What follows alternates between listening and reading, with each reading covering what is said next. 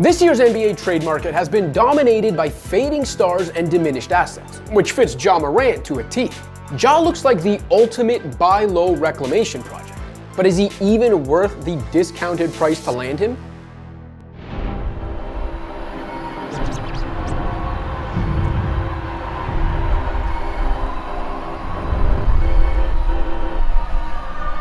We just saw Trae Young traded for CJ McCollum's expiring contract and Corey Kispert, which is exactly the type of underwhelming package Memphis should expect if they're truly committed to moving Morant. The Grizzlies have the flexibility, young talent, and draft capital to go a number of different directions. They can retool around Jaren Jackson Jr., or they can move Jackson's mammoth contract in an attempt to completely reset. Ja doesn't fit either plan, but how many teams are willing to part with valuable assets for his services? As a non-shooting point guard who rarely defends, Morant's value is entirely dependent on his ability to get to the rim. However, his rim frequency has declined for a fourth straight season, and he's finishing there at a 45th percentile rate among point guards, according to Cleaning the Glass. Ja's still a fine playmaker when he gets into the paint, and there are bursts where he looks like his old self.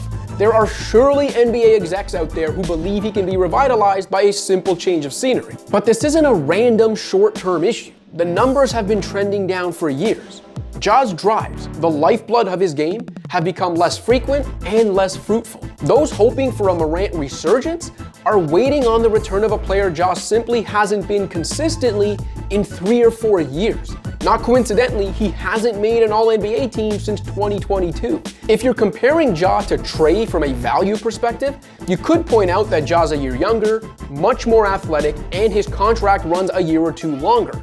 But his floor is much lower. Morant's almost as bad defensively. His shooting is such a liability that opponents feel comfortable guarding him with centers, and he comes with off-court baggage Young's suitors never had to worry about. He's also missed 47% of Memphis's games over the last 5 seasons and hasn't appeared in more than 6 consecutive games since 2022-23.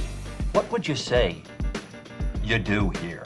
It's tough to recall an equivalent star's value ever being so low.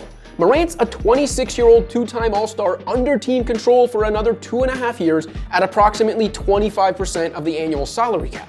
Players who fit that description would usually command a haul on the trade market. In Ja's case, the Grizzlies might have to take on a bad contract just to convince a rival team to take a flyer on him. Even that might not be enough.